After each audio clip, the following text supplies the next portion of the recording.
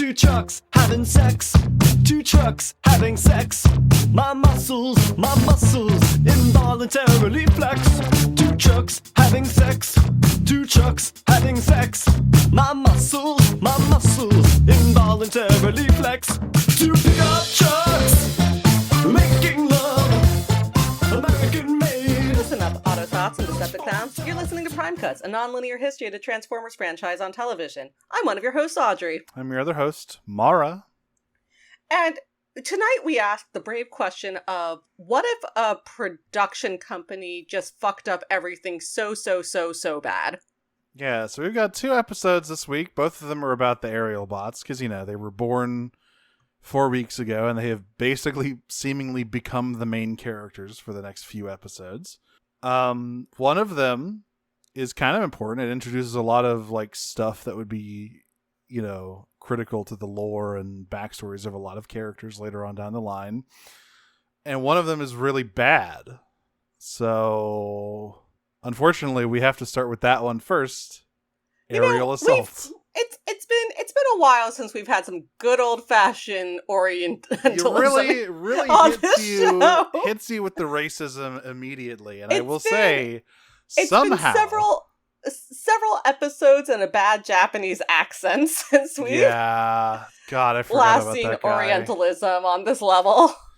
And I'll say this, somehow, this is not the most racist depiction of the Middle East in the Transformers cartoon. There will be one in the future that was so bad it made Casey Kasem quit the show. But we'll have to wait till season 3 for that. For now, we have this unnamed Middle Eastern country. It never gets named. I don't think it's possible to tell what it's supposed to be, considering how... I'm pretty sure it's supposed to be Saudi Arabia. Yeah, maybe, but it could also be anything, because it's just sort of the vague, stereotypical idea of fucking I am Middle basing Eastern. that on the Crown Prince. I mean, I guess. But also, there's nothing there. There's nothing in the only part of this country we see is an airbase, a palace, and a bazaar. Well, what else do you need? A comedy festival. So this episode starts with the aerial bots flying around, and they are... Well, actually, what it starts with is this bazaar, and we see this guy driving a Jeep that looks very familiar. Through the bazaar, and then there's a little Aladdin kid who's precocious and tries to steal a motorcycle tire or something. This is technically important. It's not actually that important. However, I think this episode might have the most preposterous Decepticon plan yet in terms of mechanics, because it literally just makes no sense. I don't think I actually ever figured out what the plan was. Okay. I'm going to be so real with you. We'll get to it in a minute. It's really stupid, and it's really distracting because the giant purple griffin actually doesn't really have anything to do with the plan. It's just sort of there. They just built that separately to go along with the plan, but the giant purple griffin has no bearing on what they're actually doing. We'll get there. Cool. We'll get to the giant purple griffin. The aerial bots are flying around, and they see some stuff. They, in fact, they get a distress call. So they go and investigate it, and they're like, "Oh my god, it's the Combaticons! They laid a trap." And I'm like, "Wait a minute, what? What do you mean the Combaticons?" You know, those guys that we've known for several episodes now. This is where things... You remember them. This is where things start to get a little messy, because this episode is out of order in both production and airing. This is clearly an episode that's supposed to take place after both War Dawn, considering how the aerial bots are acting in this episode, and after The Revenge of Bruticus, which is the second Combaticons episode. So, pretty out of sequence. The Combaticons just kind of show up unremarked. They're here now. They don't get any proper introductions because their introduction episode is in the future. But I mean, considering the timey-wimey fuckery that's about to happen in the next episode, I don't know. Oh yeah, that seems literally fine. Don't worry about it. Yeah, so it's the Combaticons. They invented a new guy.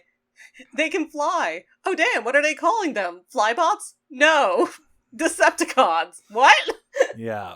So they fight the Combaticons, but Slingshot gets buried in a cave and the Combaticons run away. So the Autobots have to come out and dig him out. And I will say, these two episodes sort of begin to give some of the other aerial bots more of a personality. Because before it was literally just Silverbolt and Slingshot that had like any discernible character. I am much more clear on what some of the other ones are. For Skydive instance, wants to be a main character in this episode so bad. he really wants to. And Skydive, as it turns out, is like the sort of kind of quiet, nerdy one who's like really earnest. So that's his thing. Air Raid is sort of like, because Slingshot is the arrogant, like full of himself hotshot. Air Raid's like a softer version of that, where he's like kind of quippy and confident in himself without being a dick.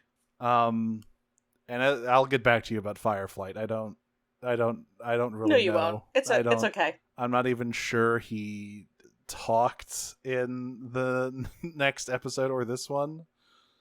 The most important thing he does in this episode is be missing at the end. That's true. And stop the aerial bots from actually combining. Where the fuck is Fireflight? There's no more explanation. He just wasn't there. They're gonna make Bruticus. No. So this is where there's apparently there's a bunch of plane theft going on in this country. Planes keep disappearing. Okay, I have so many questions about this. Why are they stealing planes to make cars? Okay, this is where the plan begins to come together, and there's a lot of air quotes around that because it doesn't. So, here's what happened in this episode. Megatron helped some guy depose the crown prince of this country, and he is going to help him build a drone air force to take over the world. And also Megatron has built a fortress in the shape of a giant purple griffin. Once again, not really all that pertinent. Shockingly unpertinent to everything else. But the main thing is they are taking these planes, cutting them apart, smuggling them into a junkyard through laundry trucks to get them past the border guards, reworking them into cars so that they can drive them to the palace where they are then rebuilt into planes. This does end up in a very funny moment where a Slingshot I'm pretty sure, is the one who goes, "Oh man, like they turned my arm into a steering wheel," or whatever. Because the aerial, but Slingshot and Skydive are like, okay, we're kind of banged up, we're kind of injured, so we're going to stay here in this hangar, and we're going to see if we can catch the plane nappers.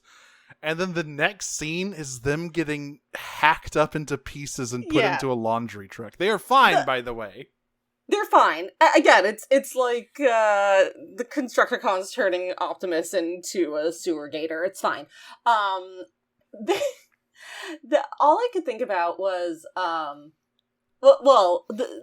there is a really good moment because it's not the two of them together at first. At first, it's just Skydive being like, "I need to be a main character for one episode, or I'm literally gonna kill myself." And being like, there's some smuggling operations. I bet wouldn't it have been so sad if they like didn't kidnap Skydive? Yeah. If they were just like, no, not this one. Yeah, but this one sucks.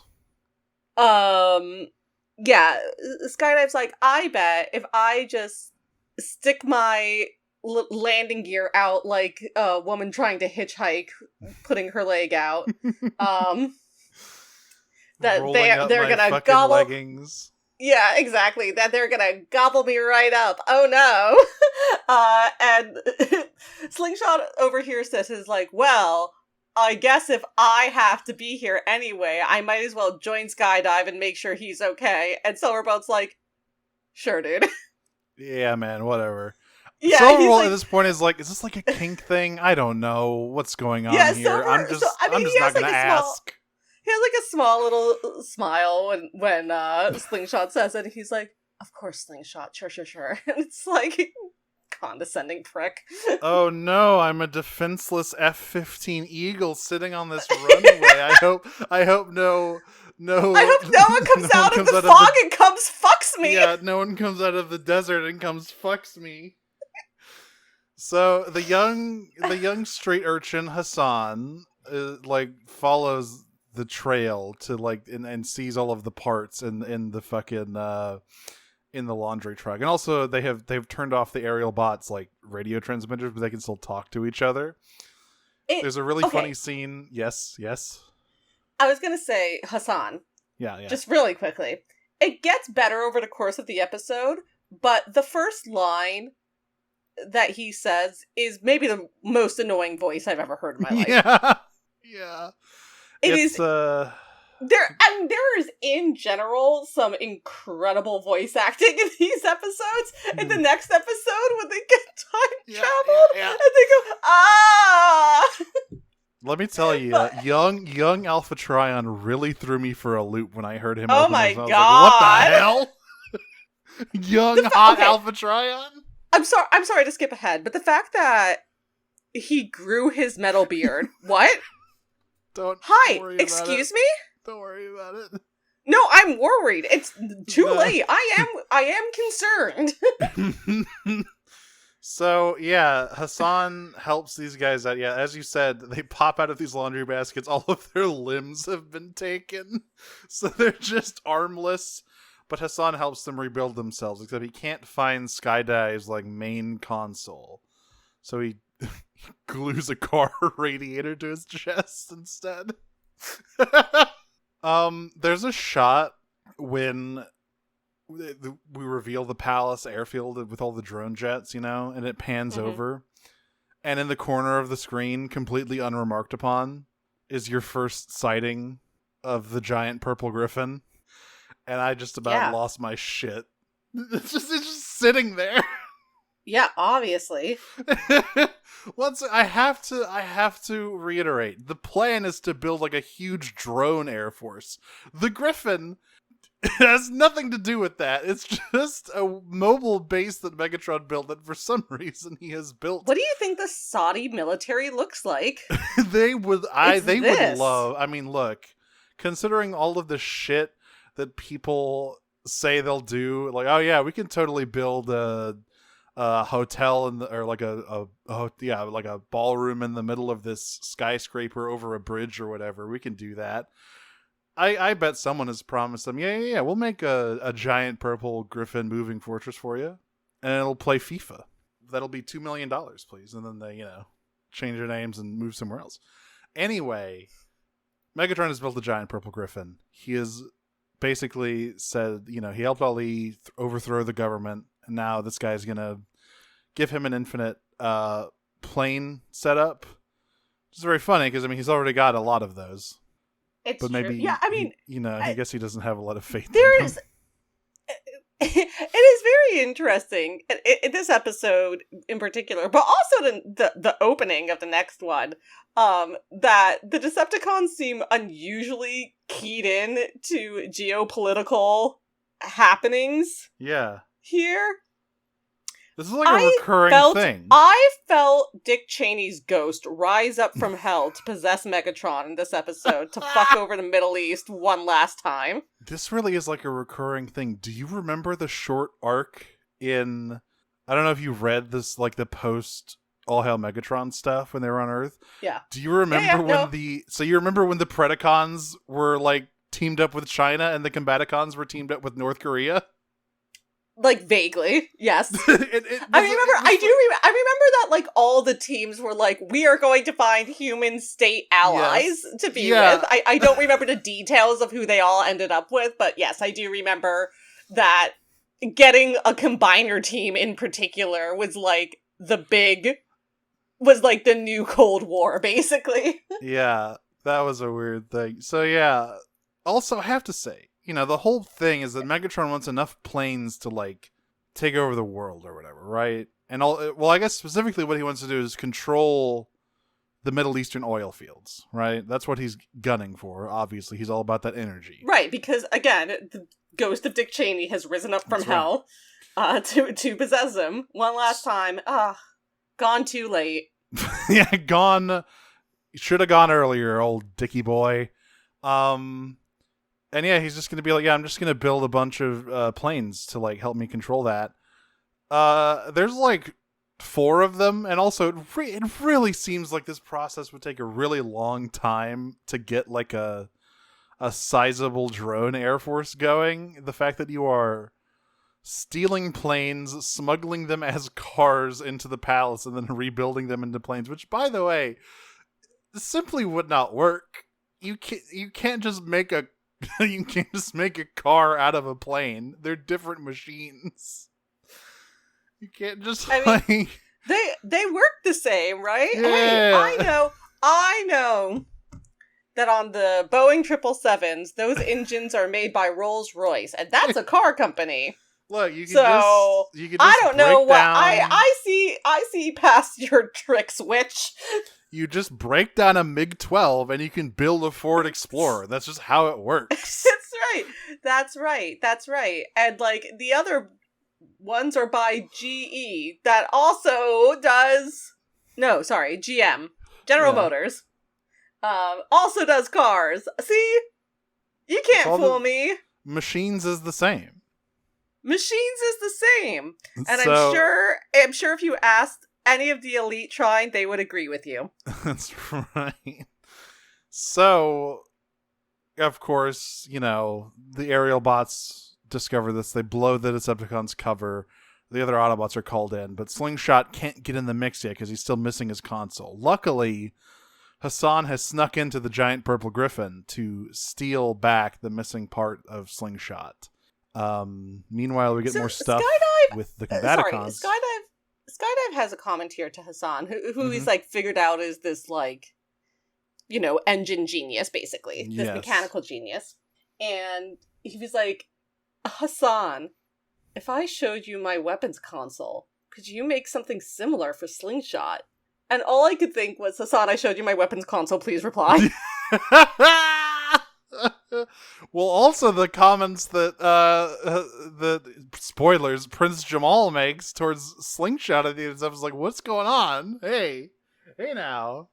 Yeah. Anyway, they want it. They're like, we already have one brown pseudo homosexual human transformer relationship. I think we could make that worse. That's right. Let's throw it in here. Let's do it again. This is where I think it's a good time to talk about the Combaticons' voice performances, as they, like, Brawl doesn't really say anything, Vortex doesn't really say anything, Swindle has like 2 lines, but something I forgot about the G1 cartoon version of the Combaticons is that, like, you would think that the performance would skew more towards Jarhead, right? Like way more military jargon or way more like hoo-ah type stuff. But in fact, Onslaught's voice to me sounds way more like a kind of military nerd prissy officer type. Like a military historian who is also an officer. And Blastoff similarly has like a very like fancy, pretentious kind of voice. Onslaught's the one who's going, they're hacking our mainframe, and then from like 2 episodes over, Motormaster's like, in English, Four Eyes!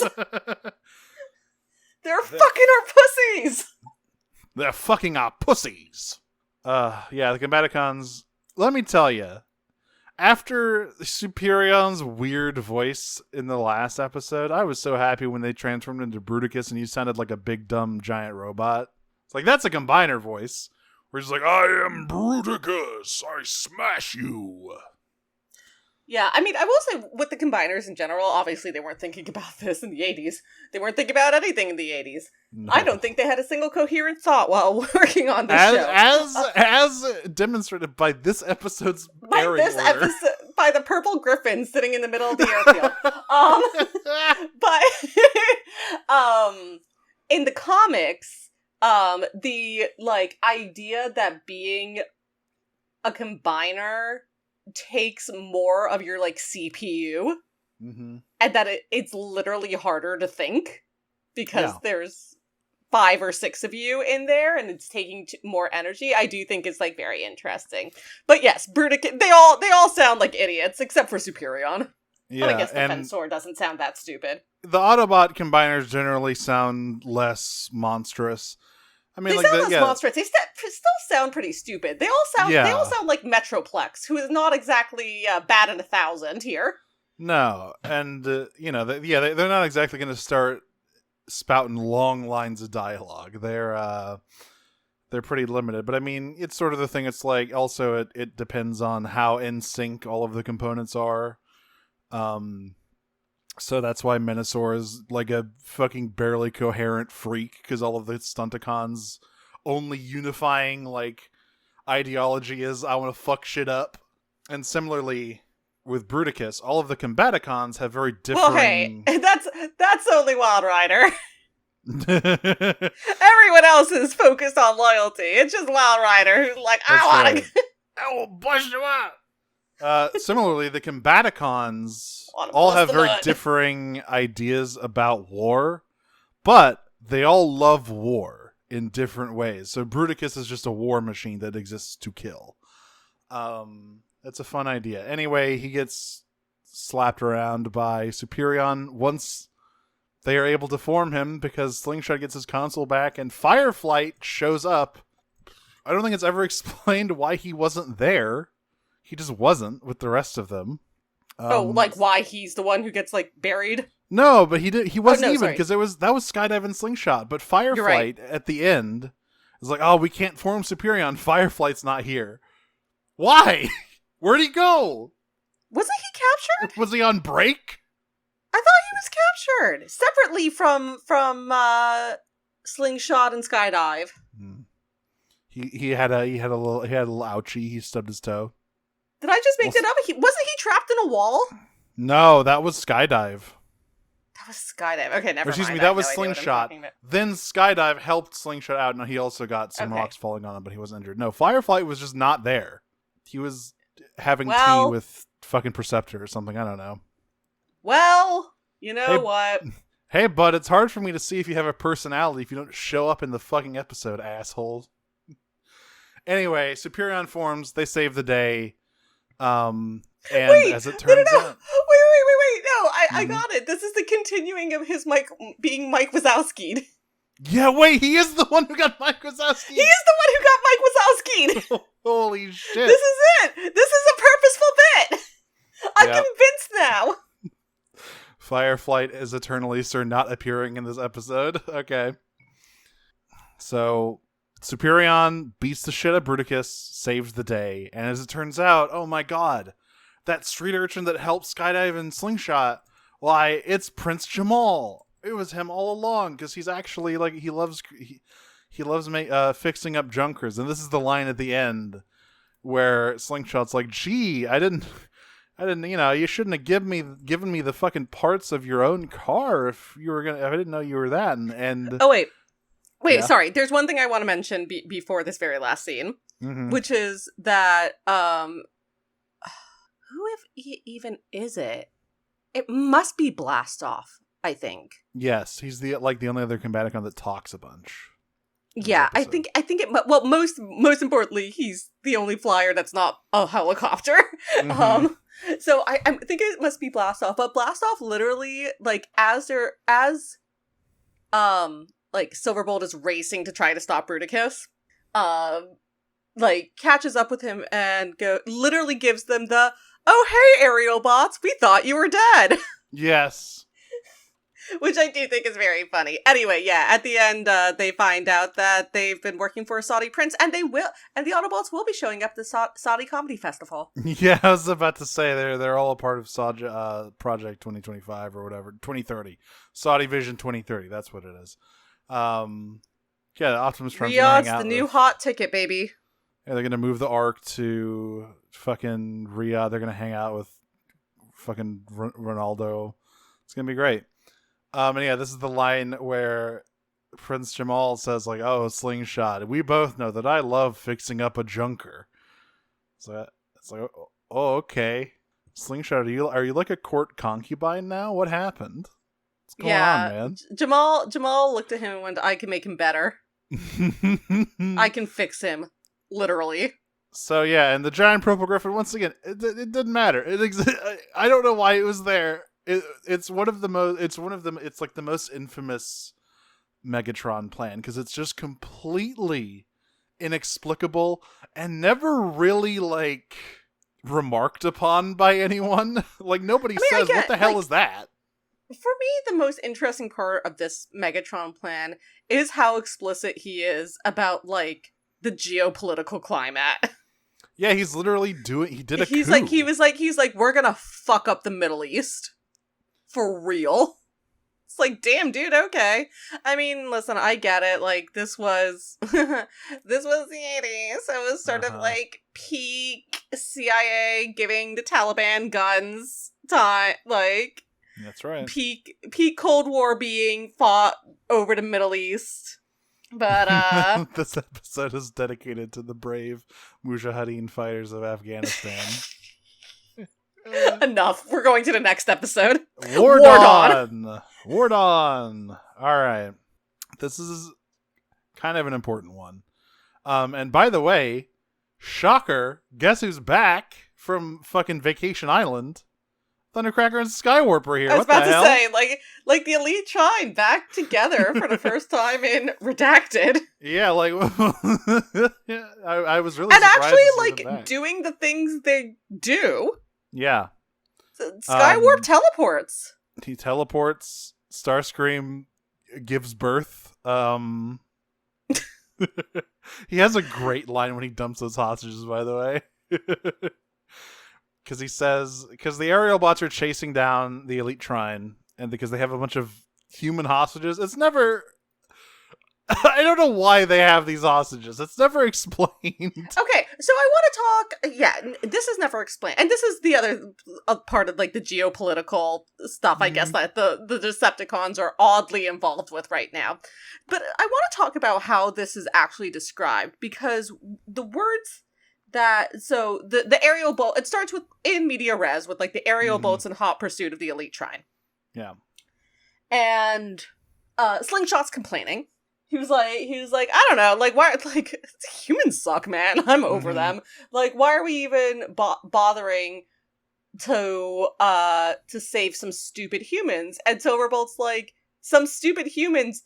It's like they're half of the world's leaders, which I understood after a few seconds meant that the Decepticons had kidnapped like half of the world leaders, which is a lot of people to be stuffed into those F-15 cockpits, but okay. Yeah. But what it sounded like was that only half of the world leaders were human. Yeah. Yeah, and I was like, what do you mean humans are only... Because again, Silverbolt goes, some stupid humans, they're only half of the world's leaders. And it's like, what's the implication here? Are we doing like some Hitchhiker's Guide shit where like dolphins are... No, this is where it's revealed that Silverbolt has some really problematic ideas about reptilians. We thought he was a nice guy, but don't ask him about politics on Thanksgiving. He's gonna tell you some weird shit. And if you had to assign a religious group to reptiles, yeah, Silverbolt. You say they a lot, and you really like. I can really hear. So when you say that lizards control the media, yeah, and the banks, and the banks, you and say the banks, that a lot, and the banks, and can you explain what you mean by lizards have hook noses? Well, come on, you know what I mean. Skydive. No, I need you to explain it. Can you explain it? Like I'm an idiot, please. So also, it's funny, they weren't even in the cockpit. I love using my G-Pass. That's right. It's the funny thing is, the leaders didn't even seem like they were in the cockpit. It seems like they were in the bomb compartments. Well, I mean, they're probably fucking everywhere. If we're talking about anywhere between 50 to 75 people distributed across 3 F-15s, they're probably put into every nook and cranny that there is. So the Seekers are trying to shake the aerial bots. It's not working. And so Starscream There's has like a great idea. 180 countries on Earth. If we're talking about half of world leaders. Yeah. That's a lot of people.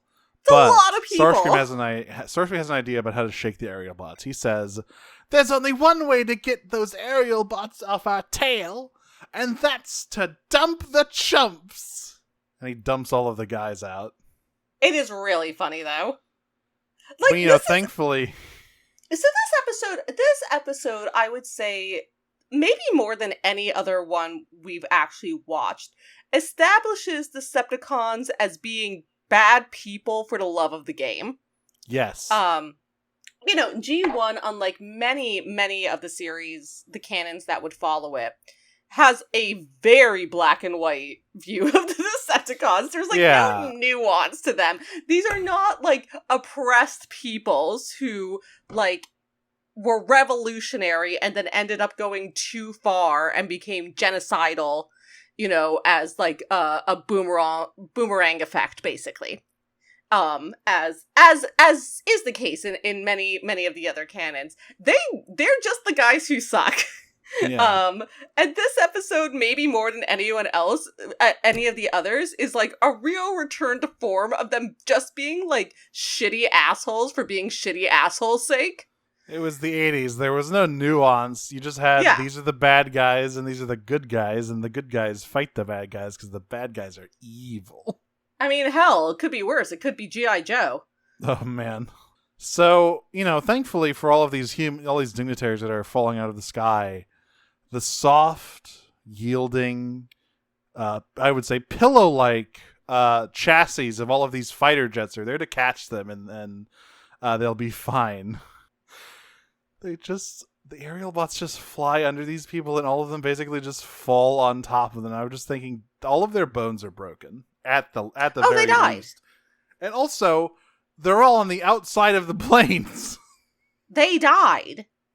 So they're gonna get and the world was frostbite. plunged into crisis, but we don't have time for all that.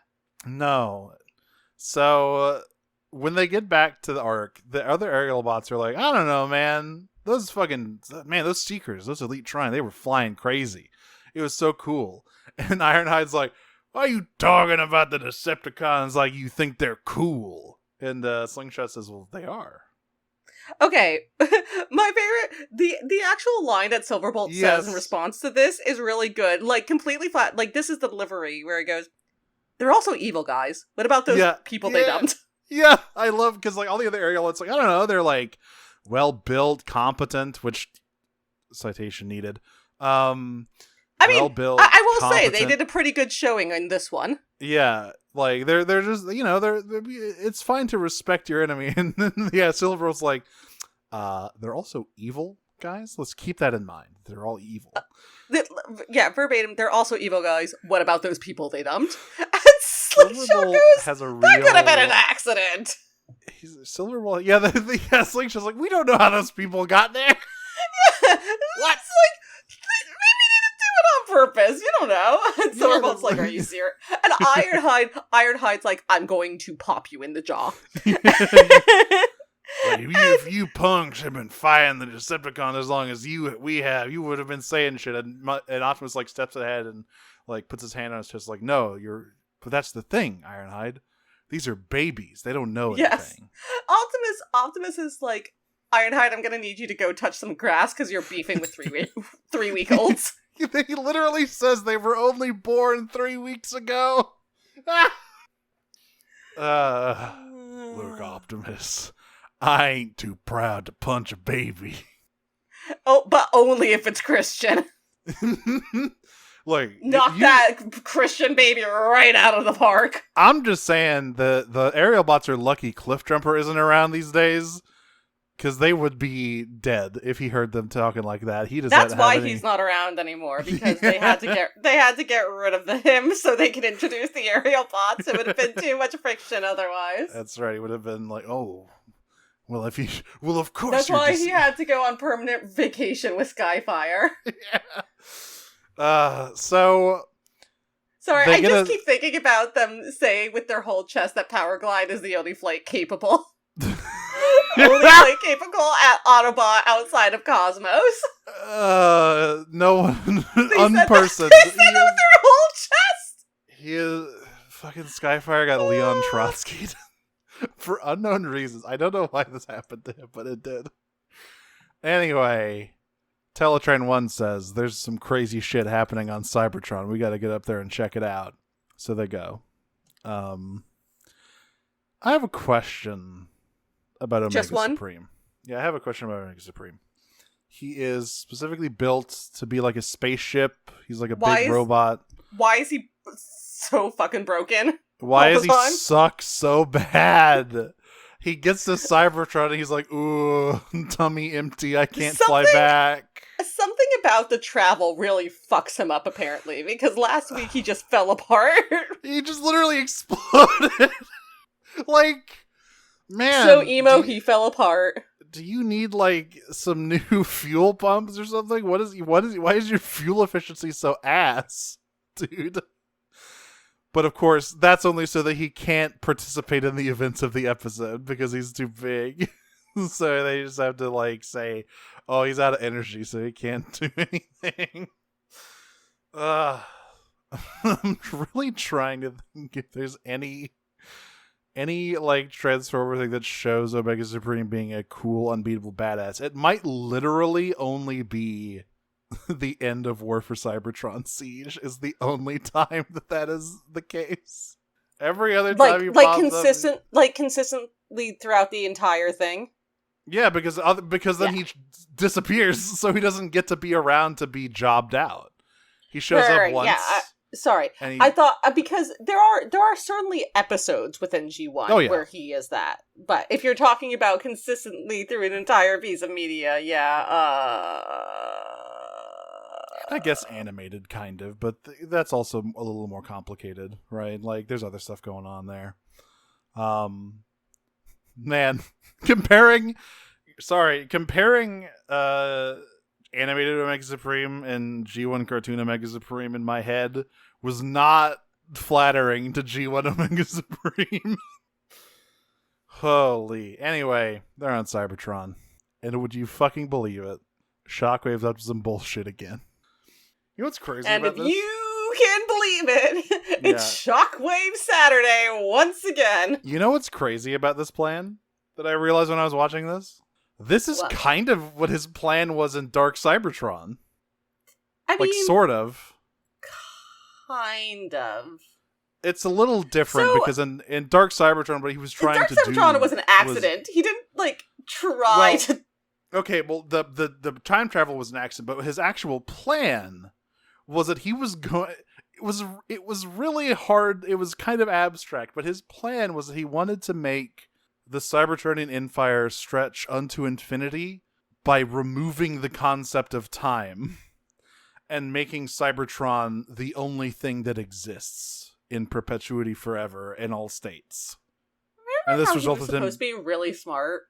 And then he got shot back in time and became a furry. But that's fine. That's a story for another time. And invented both religious and fascism.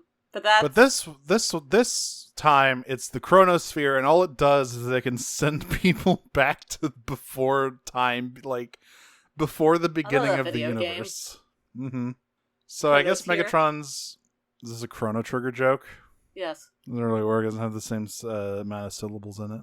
And also there's no frog here, so There is no frog here, or Layla, so what's the point? The plan is they're gonna... I feel like Layla's probably where our taste in women overlaps maybe the most. Hang on, I need to investigate. I'm not super familiar with... I think that's her name. Let's see. Is it Ayla? Oh, Ayla, okay. Yeah, Ayla. Yes. Not Layla.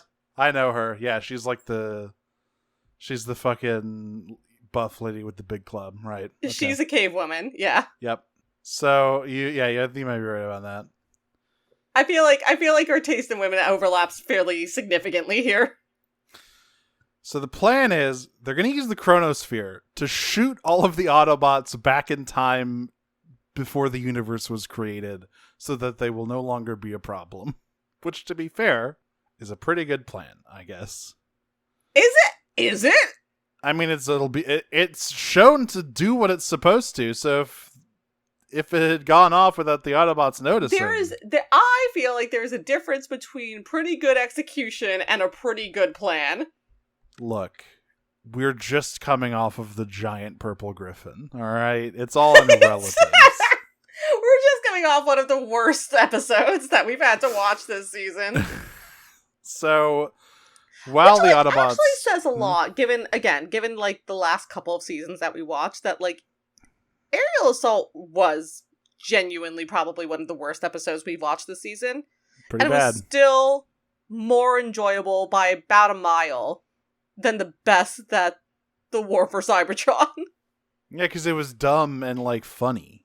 Yeah. While it was being bad, it wasn't boring and like. Why are we watching any series that's not G1, TBH? Why bother? They invented the perfect show. We peaked. And also, we have still as of yet to hit the worst episode of G1, which is waiting for us at the end of this road. Good old BOT. I disagree with you sincerely about that being a bad episode. Look, I'm not saying it's not funny. Objectively, it is an extremely poorly made episode of television. I genuinely don't think it's worse than Child's Play. We'll see. And Child's Play is one of the best episodes of G1. So, Chronosphere. That's the plan. Yeah. The aerial bots are continuing to debate about the Decepticons. They're excited to be back on Cybertron. And Slingshot's like, man, I don't know why I would want to go to stinky old Earth when we have Cybertron. Who gives a fuck about the humans? And Slingshot's basically like, hey guys, come on. That's not nice. Well, actually, my favorite thing is that, this is just a continuation of their debate from beforehand, where Silverboard's like, they're evil. And Slingshot's like, we don't know that, okay? All we have is the Autobot version of what happened. And, like, all these things could be... It's called a coincidence. Have you ever heard of it? Silverbolt, you idiot. Like, these things could be accidents. These things could be coincidences. Like, why do you think they're evil? That's really judgy of you to just, like, say without knowing the whole story. And, Silverbolt's like, okay. Are you stupid? Yeah. What are we doing here? Also, the Autobots are literally our collective daddies. Yeah, like they made us. Like, do you have no loyalty whatsoever? And it's just like, Slingshot's just like, I just think it's interesting that we've, like, come to this conclusion. Yeah, all the other aerial bots are in just asking questions mode. Right, exactly. Back to just asking questions mode. Which culminates in something really funny. Oh, get to the wait! Yes. Oh, sorry. This was the point that I was trying to get. Yeah. And so, like, so Silverbolt's, like, countering all this. It's like, again, evil, dumped people. And Slingshot's like, no proof that it was on purpose, also fuck humans. And then Silverbolt's like, they sent us here. And Slingshot's like, I don't know, this place seems pretty nice. I think I like this place a lot better than Earth. And Slingshot's like, all right. Silverbolt's like, all right, fine, whatever, man. Like, sure, let's talk. Let's see if we can, like, let's say you're right. Let's see if we can get the whole story. Wouldn't you know it? The Elite Train's here. And they, of course, immediately start shooting at the aerial bots, and Slingshot's like, no, I just want to talk. And Starscream turns around and does get a load of this guy cam. Yeah. Starscream's like, I think it's like Skywarp's like, is he for real? Yeah, they're like, wait, is he really like doing this? Skywarp and Thundercracker back just to be the backup to get a load of this guy cam. Yeah. So of course Starscream lands and literally gives him the, like, and Slingshot's like, hey, listen, we have the Autobots side of the story, but, like, we don't know anything about the Decepticons from the Decepticons' view. Like, why are you doing what you're doing? And Starscream's like, oh no, you got us all wrong. He's like, fully Joker moded. Mm-hmm. He's like slinging his arm around Slingshot's Yeah. shoulder, and he goes, no, it's all wrong. And he gives him the literal "come with me, kid, and you'll go far," basically. Yes. All right, now just stand on this platform and stay still while I push this button, and everything will be explained. All right, no, this is sorry, it's right. It's after Descent into the Past. That's Yeah. Silverbolt's like, they sent us here. And Slingshot's like, this place is awesome. Silverbolt, what are you talking about? So Like, they did us a favor. yeah, they get shot through with the chronosphere, and this is when the Autobots show up, and Optimus is like, the only way to stop them from going so far into the past before like time exists, we have to blow up the controls. So he does it, and yes, the aerial bots are deposited 9 million years ago in the golden age of Cybertron, which is very, very literal. Also, in this scene where they are transported back in the past, I think it's really funny that Megatron is doing his best Abe Lincoln statue impression, given the fact that he does uproot the Abe Lincoln statue and take its place in an earlier episode. I love his shit-eating grin after he does that. And so yeah, funny. this while they're all sucked into the chronosphere to Time's Dream, I do want to talk about the voice acting for their yells, because it's like notably bad. Mm-hmm. I would say they go, ah.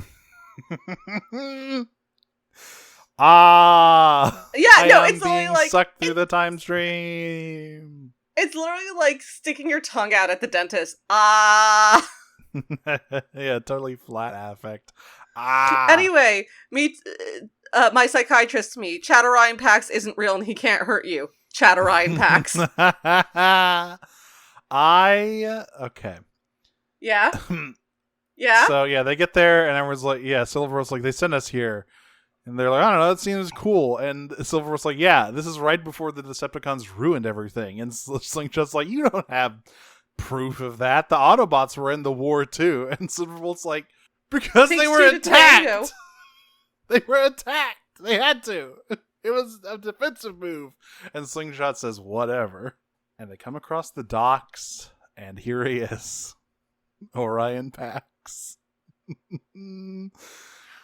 So, this is the first appearance of Orion Pax. It's like the introduction of the concept that Optimus used to be a guy named Orion Pax. Now, what's really fun about this depiction is that you can just name yourself a Prime. Don't need the Matrix. You can just do that shit. Or have your dad do it for you. Yeah. That's the Matrix did not exist yet, so there was no like Prime sort of wasn't a special label yet. Have you watched the Fargo TV series? I have not, but it's on my list. In the 4th season, the one about like that takes place during the 60s, during like the civil rights movement. Mm-hmm. There's a character named Dr. Senator. Fuck. Holy shit. Who is a member of the Black Mob. And is like very clear that his first name is Senator. He is a doctor, and his first name is Senator. They don't use his last name, and he was named Senator as a sign of ambition. And that's sort of what I think about in terms of naming your own kid Prime. Yeah. Dr. Senator is a crazy character name. I love that shit. So yeah, in other things, Orion Pax has been like a data clerk. He's been a like cop. He's been all sorts of things. But the original Orion Pax was just some schmo working at the docks with his hot girlfriend Ariel and his best friend Dion. And yeah, he like greets the Ariel bots like, "What's up? I'm Orion Pax. That's my boy Dion, and this is my girl Ariel. Haha, don't touch her." I'll kill you. I'll fucking kill you. I will. Just kidding, boys. But seriously. Yeah, anyway, you want to see my workplace? The energy that Orion Pax has is interesting. It's something. Is that the adjective you would use? Yeah, I think interesting is a good way to go there. Great. Yeah. So yeah, we also Dion is another guy who's like, yeah, these new flying guys that showed up, the Decepticons. They're so cool. They're like edgy and stuff, and he's a fan of the Decepticons. Ariel is like, I don't know, they're mean, they attack people, I don't like them. And Orion's like, I'm a centrist. I don't really care. I think it's whatever. And by the way, we kind of get like our founding members of the Decepticons here, which is Megatron, Shockwave, and Soundwave, which would hold true for most other versions of the Decepticons. Sometimes Starscream is also included. Sometimes he joins a little later than Shockwave and Soundwave, but Shockwave and Soundwave, I think, are almost always positioned as like Megatron's left and right hands at the very beginning. Yeah. But you know, Dion's like, I don't know, the Decepticons seem all right. They're cool. They fly and stuff.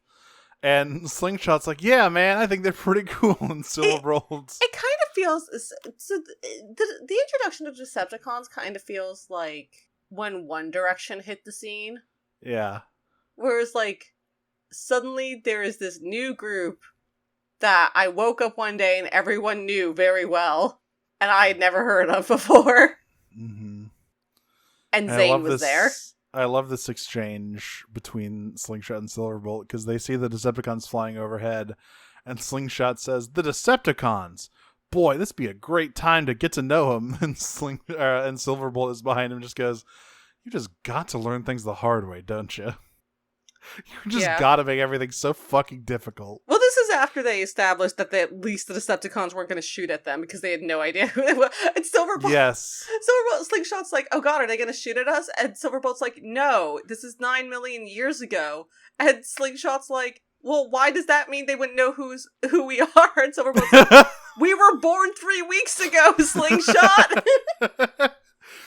What's not clicking, asshole? I'm beginning to think Slingshot's kind of stupid. He's a little stupid. It's okay. That's not a moral judgment. The rest of the stuff we're saying about Slingshot is a moral judgment. But the fact that he's a little stupid is neither here nor there. He's just not very bright, which is fine. It's just very funny that he's man. Unlike all the rest of the cast of this show. Yeah. So we kind of, and also like when Ariel's like, what if they start a war? Orion's like, it's fine. We have the Guardian robots to fight for us. Like, what could go wrong? And of course, then we cut to flash forward with the Decepticons figuring out how they're going to take back the Chronosphere. And they come across like the headless corpse of a Guardian robot. And Megatron's like, hey, Shockwave, can you get that thing up and running again? Megatron, delightedly, so no head! Yeah. Shockwave just like, I mean, yeah, I could get it up and running, but it's like it doesn't have a head, so it's gonna be it's gonna have some problems moving around. And Megatron just goes, warriors don't need heads. And now I understand a lot more about his recruitment philosophy and how the Coneheads ended up where they are. Listen, Ramjet is Thrust is an MVP. So this is where the big stuff happens. Megatron lands at the docks, and he brings like an army of fucking U-Hauls. And he's like, hey, what's going on? And Orion's like, oh my god, it's Megatron, you're so cool. And everyone else is like, who's that talking to Orion? Yeah, and Dion's like, oh my god, he's talking to Megatron, he's so lucky. And Megatron walks in like, so you guys do other stuff, or you just have a lot of energon cubes here? Looks like you got like a lot of energon cubes. And Orion's like, yeah, we just store energon cubes from the river shipments. And Megatron says, that's great, and then shoots him. Just fucking blows his ass up, shoots Ariel, shoots Dion, murders everyone in the warehouse, and steals all the fucking energon cubes. That runs. Yep. So yeah, Orion Pax is dead, Ariel's dead, Dion's dead. Now this is where I get to talk about the theory about Dion. Because like, Orion Pax gets rebuilt into Optimus Prime, and Ariel gets rebuilt into Elita 1. So a lot of people thought that Dion had been is rebuilt into Ultra Magnus in the G1 cartoon. He just kind of shows up in the movie, but he's like really good friends with Prime. So everyone was like, well, is that what happened? And it's sort of like, it's become sort of a who are Scourge and Cyclonus, right? Where it's like, okay, which one of them, like, is Cyclonus Skywarp? Is he Shrapnel? Is he someone else? It's all really hard to tell. And as far as I know, the only thing that came up, because there's a comic called the Wings universe that is supposed to be like a in continuity with the G1 cartoon specifically. Sure. And they had a sequence where there were like two guys that got shot in this attack, and Alpha Trion's like, I've already, it was Dion and someone else, and he's like, I have to save Optimus and Elita. I can't save both of these guys. I just have to pick one. And then they don't show you which one it was who gets turned into Ultra Magnus. So that's really funny. I am in full support of doing that. That's very funny to me. Making a comic that's specifically like, this is like a sequel to the cartoon, and we're referencing this really popular fan theory, and then just like continuing to tease it. Very funny. Anyway, Dion's unimportant. I don't think he got me personally, I don't think he got rebuilt in Ultra Magnus. And my only supporting theory is that he doesn't have Ultra Magnus's colors, and Orion Pax and Ariel do have the colors of their rebuilt versions. Otherwise, Ultra Magnus would look like a U-Haul truck, and he doesn't. So, anyway, the Aerial bots pick Orion up, and they escape with him. They're like, "Oh my God, we have to save him! This innocent guy, gunned down." And Slingshot's like, "I'll never trust the Decepticons again. They're evil. I can't believe I liked them." And this is where we get... Silverwood's a good guy based on how much he holds his tongue in this. He could be given Slingshot the business. I want to, like, comment again on the voice acting here, because my one note for this scene is, yeah, Slingshot, you gonna cry? Yeah. Yeah, honestly, I do like G1 Silverbolt. I totally see where the Beast Wars characterization was extrapolated when they used that name for a different character. Sure. Like, that one's way more, like, sort of gallant and kind of up his own ass. But G1 Silverbolt's really just like a guy trying to make it work, just kind of a nice guy trying to keep his squadron of babies on the right track.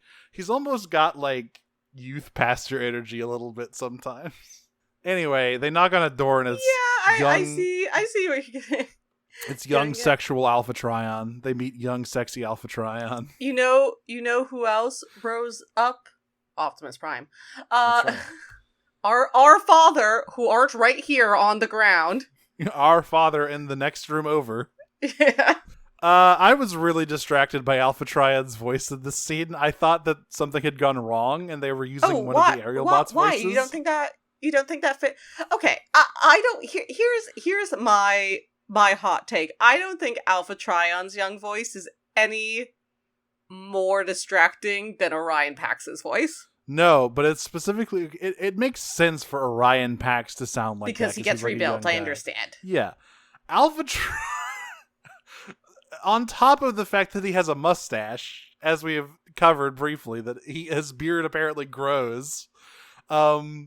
He sounds like he's 24 years old in this scene. He's like fresh-faced Alpha Trion. And of course, the last time we saw him, he's like, "Oh, it's me. Your sister is your wife, Optimus. Bye. I'm an orb now." But you knew this because I'm about to rebuild you both. And now I'm your daddy. Right. I adopted you. It wasn't weird before, but I'm making it weird. She was your girlfriend before she was your sister. That's not usually how these things go, but now it is. And you'll have to deal with it. I have to go do wizard stuff. But yes, he rebuilds Optimus Prime. It's me, boy, the PS5. He did. He became Vector Sigma. It's me, the PS5, Optimus. So Orion Pax get rebuilt into Optimus Prime, and I immediately thought, wait a fucking minute. So Optimus Prime has met the Aerial bots before. They were there when he was born, and he was there when they were born. And And they do. But this is unlike Megatron and the Constructicons. Yes. This is they're their own grandfather situation. Yeah, this is a purposeful time loop. Yeah, there is actual time travel involved. It is not. It's not like the Megatron building the Constructicons on Earth and the Constructicons building Megatron on Cybertron. That's a different nightmare. This at least is on purpose. But yes, Optimus Prime is here, and we get the first big showdown between Optimus Prime and Megatron, where Optimus just fucking annihilates all of these drones, like just blows them the fuck up, and it's basically just like, Megatron, I'm here to stop you. And he also says, like, the moral of, like, where he, like, looks directly at Slingshot, basically, and says, I admired Megatron for his power, but I was too naive to see that he was misusing it. Do you get it? And Slingshot goes, no, I was born 3 weeks ago. Slaps him upside the head. How about now?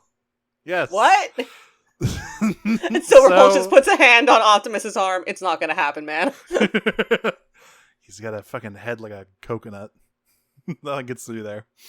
So, yeah, the Optimus makes his big debut, beats Megatron up. Meanwhile, the Autobots are trying to fix the console and bring them back, and it's going to take 2 minutes. Unfortunately, that's when the Decepticons bust in with their big headless Guardian robot. And I gotta say, I really tickled by how tubby the Guardian robots are. They're very rotund. Like, Omega Supreme is not shaped like that, but the Guardian robots are very round. They are. I wonder if they would seem less round with a head. Maybe. But yeah, this thing without a head, it just looks like it's so, like... It's like a little, it's like a what's big it egg. called? It's a little, the robot from Big Hero 6. Oh, yeah, a little Baymaxy, yeah. Little Baymaxy, yeah. Which is not generally what you want when you're building, like, your giant security robot. You don't want it to be, like, soft and non-threatening. I guess it has a giant claw, but, like, the torso is so round. Anyway, they're fighting this thing. The aerial bots pop out of the time stream, form Superion, beat this thing up. They're ready to fight the Decepticons now. There's no questions left in their mind. They're committed to the cause. So they blow up Meanwhile, on Dinobot Island.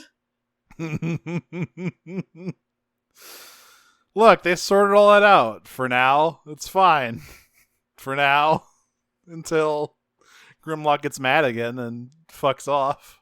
But that'll never happen. No, he's a really reasonable guy.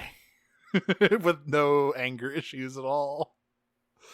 So yeah, they Superion defeats the Decepticons, and they're like, all the aerial bots save Silverbolt, who was on board the whole time. Was like, I'm sorry, Optimus, we get it now. We know you have to fight the Decepticons, and this is why I say, like, Aerial Assault was probably also supposed to come after this episode, because, like, there was no talk about them, like, not understanding why the Decepticons are evil or whatever. It was just on site with the Combaticons. Yes. And this is where they were like, they mention where they were and they saw what happened, and Optimus says, oh shit, was that you guys that were there when I was born? Yes. and Ratchet's that's very good. Ratchet has this is the most bones G1 Ratchet has been so far, where he just goes, wait, sorry, what the fuck did you just say? And Optimus, all right. So let me tell you this. Yeah, Optimus goes, yeah, no, they're their own grandpa. We yeah. So 9 million years ago, and Ratchet just goes, oh god, this is gonna be one of those stories. And that's War Dawn. That's the start of the Civil War in this universe, which, once again, very, very black and white. No nuance available for cartoons of this vintage. Nuance, qu'est-ce que c'est? That's right. We don't need that shit.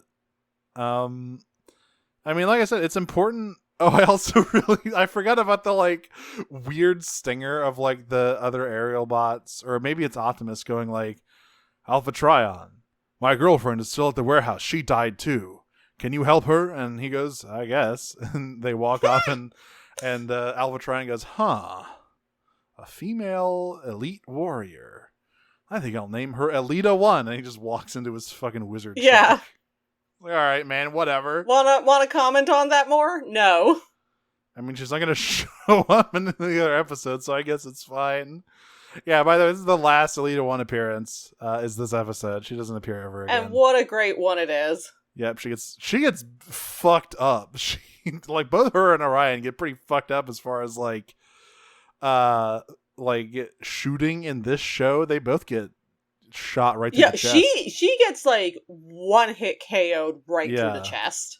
And then when Orion tries to get up, Megatron just puts him down like a dog. It's crazy. It reminds me of Sorry, that is also a crazy way to describe it, my friend.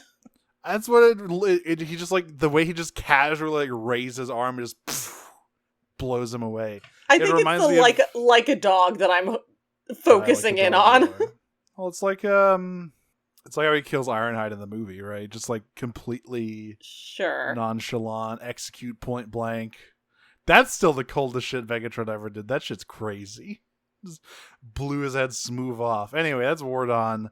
We got questions. You sure do. You're in a different channel than the one I'm on. There it is. Come on. Our first question this week comes from Creamzy, which is, in an alternate universe where Swindle isn't the breakout star of the Combaticons, who becomes the most popular and how is he oomphified? That's a great... I like that word a lot. Oomphified. Because what is the previous term for that, like the TV tropes thing? Woobified. Woobified. Yeah. I like oomphified more. That's funny. I mean, we kind of got to look into an alternate world, right? The answer is Blastoff. I don't know. I think you could make a solid argument for almost any of them. I don't think... I think you could certainly make a solid argument for Blastoff. For Onslaught. Yeah. I think you had a hard time with Brawl and Vortex because I think Brawl. I disagree. I think Brawl's the most challenging of them. So, I mean, again, like, based off of this, like, maybe not so much for Vortex, but I think his depiction as, like, a mediocre interrogator in other series is actually very funny. And I think, like, it is so extremely easy to woobify torture. I guess.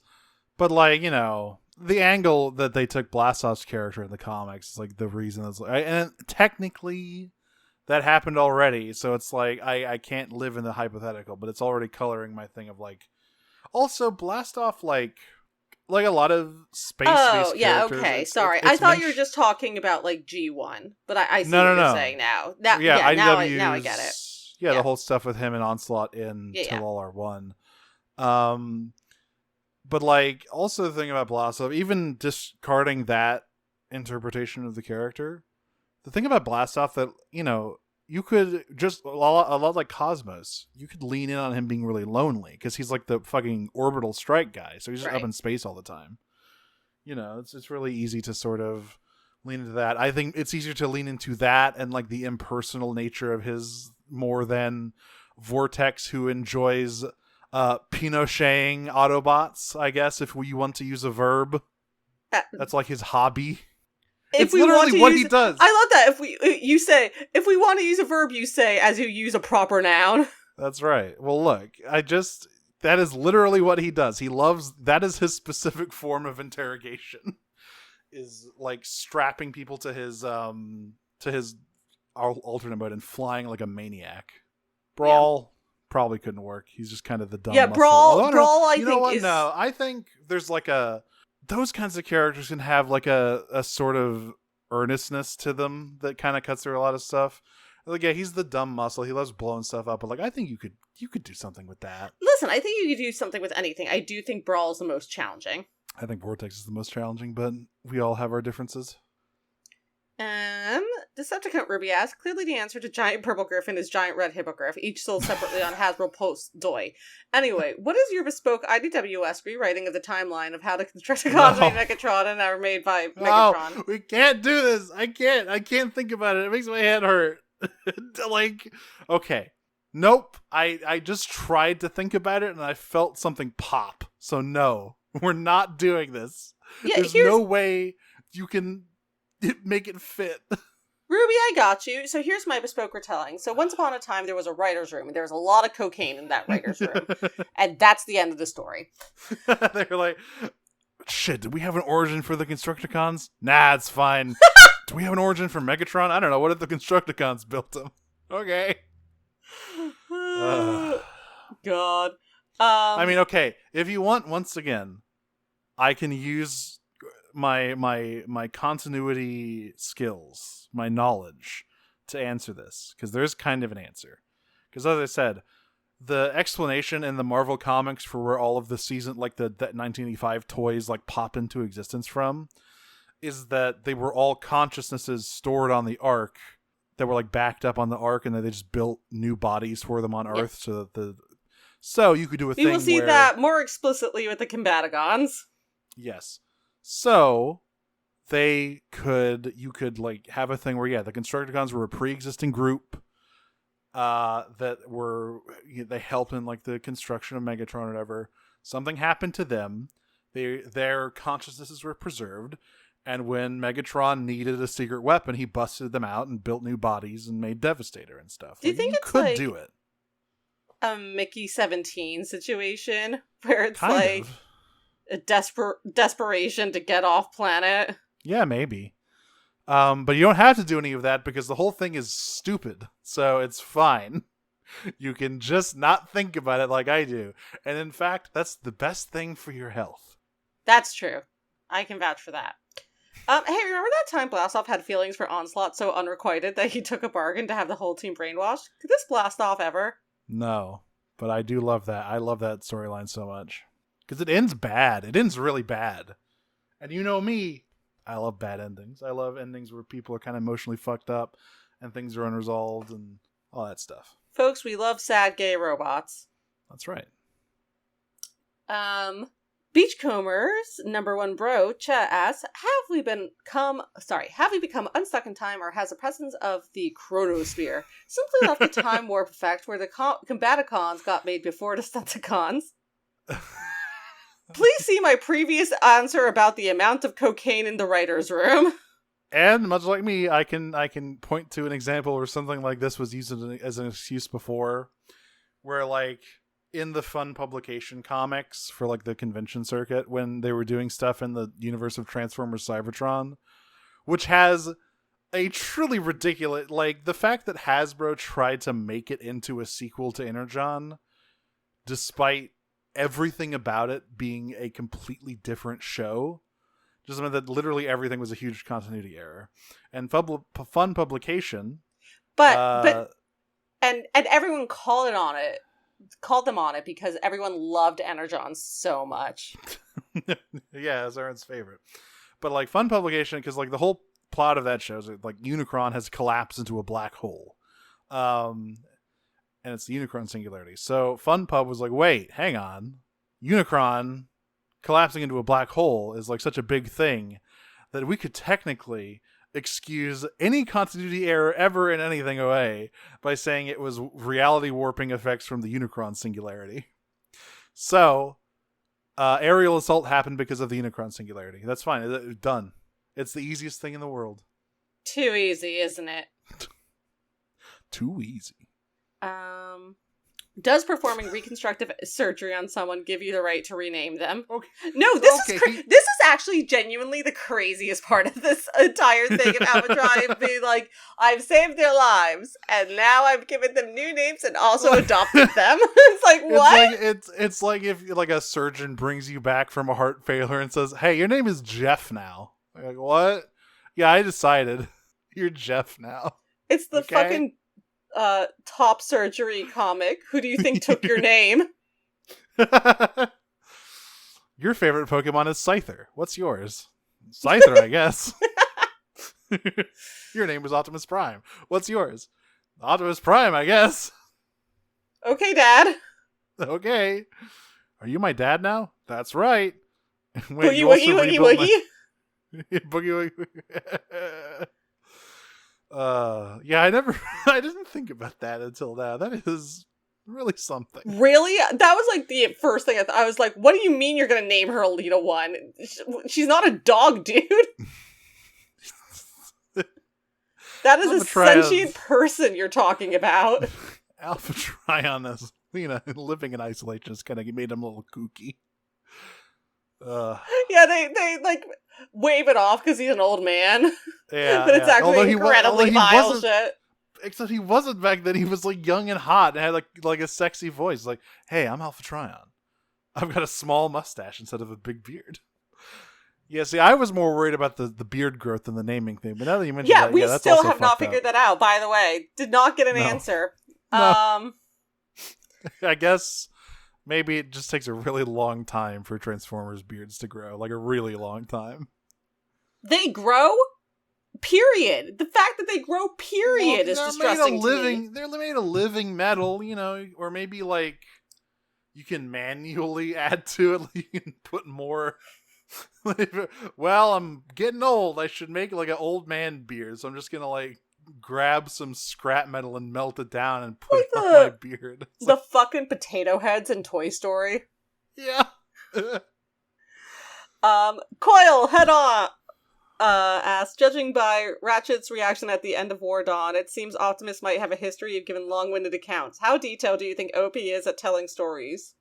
I'm not going to do for fun each OP version because that's I can tell you one that doesn't. I can tell you one that does not tell stories, period. Transformers Animated? Prime. No, Transformers Prime. Animated loves listening to stories. That's the thing. I don't think he likes telling them. No, because a lot of fucked up things happen to him. So he doesn't I would say animated. I think so. Here's the thing. I think Prime does, but only if you get him drunk. Yeah, because what I'm thinking of when I say that is, of course, the classic line, Optimus, you want to see something funny? No. I definitely think G1 Optimus can go on a fucking like story. Listen, it's you get not quite cup levels, but like you get G1 Optimus and G1 Ironhide in the same room together and put 2 drinks in both of them. That's the thing. Yes, absolutely. It's McFucking over. How often has time travel been used in Transformers media, specifically for the use of exploring Cybertron's past? Time travel? Well, if I had a nickel for every time it happened, I've had 2 nickels, which is not much, but it's weird that it happened twice. The other example I'm thinking of, obviously, is once again IDW. from IDW, the briefcases. But yeah, normally they just do like a flashback. They don't normally have to do the whole time travel thing. And for like the purpose of exploring the past specifically, they always just do like flashbacks.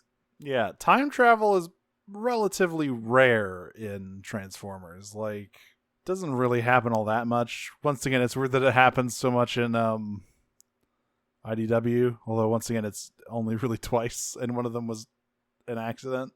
But yeah, the second time besides Shockwave. Well, that's what I was talking about. It's Brainstorm's briefcase and it's Shockwave. Brainstorm's briefcase. Yeah. And then everyone else chases him through time. What a great arc that was. I love that. I almost like count Brainstorm's briefcase separately because yes, it was time travel, but it was also like multi-universal. You know what I mean? No. You're thinking of something else. They just went back to the past. The multi-universal thing was the quantum duplicate stuff and like the functionist universe. Right. No, I knew all that. I'm thinking of something separate from that. Okay. All right. Well, was the functionist universe created due to the time yeah, travel? that's what I thought. Remember. Okay. Right. Yeah, they went back to the past and then rung the curly straw incident. Yeah. Well, now I'm forgetting, so I'm not going to say anything else on the matter. I don't exactly remember I could be wrong. I tend to be the one who's wrong about these things. Mara's much more space in her brain for too much, arguably, for the minutia of these media than I do. I want to say that the Functionist universe was created due to a splinter timeline of the Brainstorm briefcase. Yeah, that's what I thought. But I can't be sure. I'm like 70% sure that it was, but also a lot of the stuff that happens in the past in that, like the Spark Eater thing, that also just happens in the future. So like, yeah. I mean, yeah, there's definitely... It was sort of a time loop. The thing with the Lost Light in general is that there's definitely weird time stuff that happens. There's like... Isn't there... maybe I'm misremembering, but isn't there an arc where they like go back to...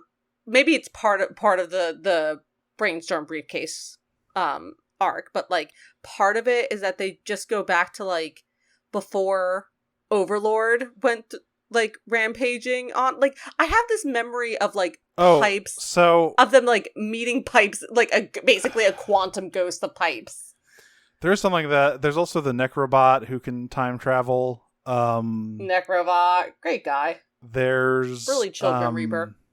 Yeah, there's also, this is time dilation, so it's different. But like them going through the Warren, like because like technically all of Lost Light is only supposed to take place over like a month, like the specifically Lost Light, not all of More Than Meets the Eye, but like that part. Yeah. But due to the chronology of the universe, it like 2 years, like they specifically say in the Unicron miniseries, I think like 2 years have passed since the launch of the ship. So the Warren like fucked with their place in time. Anyway, we're getting so far in the weeds. The point is that time travel does happen sometimes, normally not for this purpose. Yes. Dead Name Stealing Faye asks, is Slingshot's outlier ability the ability to make any random part attached to him look like his original parts, or is it just illusion/hologram? All right, I forgot where he just like, yeah, so the problem with like Hassan giving him that car grill is that unfortunately that's another thing for the animators to remember, and they just decided at a certain point, who gives a shit? I'm not gonna draw this. I'm not gonna draw this fucking thing on him. He'll just look normal, and sometimes when we need to, he'll have like a exposed wiring or something in his chest. But usually, we're just gonna draw him like normal. And Veer's second question we've already discussed, but just to make sure we acknowledge it, since everyone else is afraid to ask, I shall: is Dion Ultra Magnus, or is he just dead? What do you think? I'm gonna do the classic. Like, what do you think? I think he's just dead. I you know, maybe part of it is me like coming into G1 after having read, or like having consumed other media with Ultra Magnus, specifically IDW, and like having sort of like very firm thoughts about Ultra Magnus's origins in my head before going into G1, but like that's not my man. Absolutely not. That's not my man. Hayvine asks, do you think that War Dawn, which establishes that Prime rose from the dead specifically to fight evil and maybe get a little payback, is the point at which this version of Optimus Prime begins his ascent from default good guy leader to the loftier, more mythical position he holds in the minds of many fans? I think that this is where a lot of that stuff starts. I would argue that the more Messiah-like thing that he does is the Return of Optimus Prime, where he literally comes back to stop the hate plague. Like, that's way more It's literally Messiah-ic. End of Evangelion. Yeah. And then, of course, then you get into, like, Aligned Optimus and all the shit that's going on there. Like, that's super duper Jesus time over there. But I do think this, like, the idea that Optimus Prime was like recreated for this purpose by the hand of someone who later in the like establishment of like the backstory of this stuff you could consider to be divine. Like Alpha Trion is sort of grandfathered in as one of the 13 primes. Yeah. So like, yeah, I think this is like the genesis of a lot of that stuff. And there's other stuff going on around the same time in the Marvel comics too that's kind of starting to build the mythological aspect of Optimus's character, where he's not just some guy who's, you know, fighting for good, and he's square-jawed and good-hearted and all that. But like, this is where a lot of that is. That's why I said like War Dawn is the source of a shockingly large amount of, like, it's over. War Done. That's what they should have called the last episode of the show. No, not the Return of Optimus Prime. War Done. But like War Dawn is the source of a shockingly high amount of like stuff that would be pretty important to other things later. Which is funny because it's not really that good of an episode. It's kind of stupid. So my answer to this is it really depends on what I think it really depends on what perspective you're coming from. If you're asking if this is the point to which this version of Optimus Prime becomes this larger thing to the fans, my answer is no. I think that definitely happened after the movie. Or absentia. Or alternatively from day one. Yes. Right, like he was always Jesus. I mean, listen, I wasn't around in 1984, but like I think this was a fairly instantaneously iconic character. So, you know, if you're asking from, and again, as Mars pointed out, this isn't even that good an episode. It like contains a lot of important lore stuff, but like this is hardly, I mean, compared to particularly some of the other bangers in season 2, right? Mm-hmm. Where this is a season that was hitting hit after hit after hit. Like it's just kind of a nothing burger of an episode. It's not bad. Yeah. But there's nothing outside of the long-term impacts of some of the lore that is introduced here. There's nothing that like really has that much of a long-term impact. So from that perspective, no. If you're asking from the perspective of Optimus, I think actually kind of clearly yes, right? Like this is where he makes the decision. He is reborn after having his like ideals betrayed and makes the decision. He's like, I'm going to kill Megatron with my own 2 hands. Freedom is the right of all sentient beings, baby. Except Megatron. I'm gonna. He's dead on sight. These hands are the right of all sentient beings named Megatron. Let's go. I think that's a catch these freedoms. The freedoms are my hands. Yeah. I need to rewatch the 86 movie. I just thought about the sequence where he like arrives on Earth and fucking wrecks shit while the touch is playing. Still the best scene in any movie ever made of all time, forever. He runs thrust over. How do you feel about G1 Alpha Trion and his little run of appearances here, which established so much of the backstory for the franchise? For a toyless character with only a handful of lines, he nonetheless became a significant figure for a lot of Transformer lore that followed, even if it mostly involves being old and dying. Well, it's one of those things, like, when you're trying to make stories out of this stuff that was just, you know, coked up white boys trying to sell toys... You got to pull from the stuff that stands out. Like, you're not going to bring back fucking Cream Zeke or whatever, right? Like, but fan favorite Cream Zeke? Yeah, that's right. If you're a kid watching this and you see this fucking robot wizard who apparently created Optimus Prime, that sticks in your head. And so you'd be like, well, and also, like, he's a very natural, like, he's almost a Merlin figure, kind of, if you want to put, like, Optimus in more of an Arthurian point. Like he, like Alpha Trion is like this sort of like, you know, magical advisor or something. So I think it makes a lot of sense that he became like a big part of the lore and, like I said, was grandfathered into the original 13 Primes, because like that just kind of made sense because he's old as fuck. Yeah, I mean, like it's crazy that, you know, he never got a toy until like much later, and even then he's never really had a toy that looks a lot like this specific version of him. I don't think we've ever gotten like a real ass Alpha Trion G1 toy, mostly because like he doesn't really like turn into anything. I don't think he ever transforms on screen, so like you don't have a lot of places to go in terms of the engineering. But yeah, I don't know, I think it's mostly funny that for as like big of a character as he ends up being, mostly the vibe you get from him is like a half senile weird old wizard who keeps bringing up the fact that, hey, your girlfriend is your sister now. Is that weird? I'm basically your dad. And I made it that way. I'm the one who did it. It was not like that before. But you I'm used your to have dad a normal now. relationship, but I made it. I'm gonna make things weird.